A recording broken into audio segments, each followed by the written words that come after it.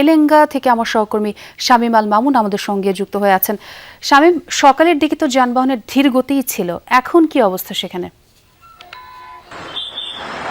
খন্দকার, একেবারে যে আমি স্বস্তির খবর দিয়ে শুরু করব সেটা কিন্তু এখন পর্যন্ত দিতে পারছি না। কারণ হচ্ছে যে সকাল থেকেই যে কচ্ছপ গতিতে গাড়ি চলছিল, এখন সেটি যে কচ্ছপ গতি থেকে একটু উন্নতি হয়েছে। আমি যদি দেখতে পাচ্ছেন আমার পিছনে যে এই ঢাকা টাঙ্গাইল যমুনা সেতুর যে মহাসড়কটি রয়েছে, এই মহাসড়কটি থেকে গতকাল পর্যন্ত খুবই স্বাভাবিক গতিতে গাড়ি চলাচল করছে, কিন্তু রাতের বেলা বৃষ্টি এবং বৃষ্টির পর থেকে হচ্ছে যে গার্মেন্টস সবকিছু ছুটি হওয়ার পর থেকে গাড়ির যে জটলাটা সেটি কিন্তু আজকে সকাল থেকে একেবারেই বেড়ে যাওয়ার কারণ হিসাবে যেটা হচ্ছে যে বিভিন্ন পয়েন্টে হচ্ছে গাড়ি দুর্ঘটনা এবং হচ্ছে যে বিকল হয়ে যাওয়া, তার ফলে হচ্ছে যে এই যে তারপরে জটলাটা শুরু হয়েছিল সেই জটলাটা কিন্তু এখন পর্যন্ত রয়েছে।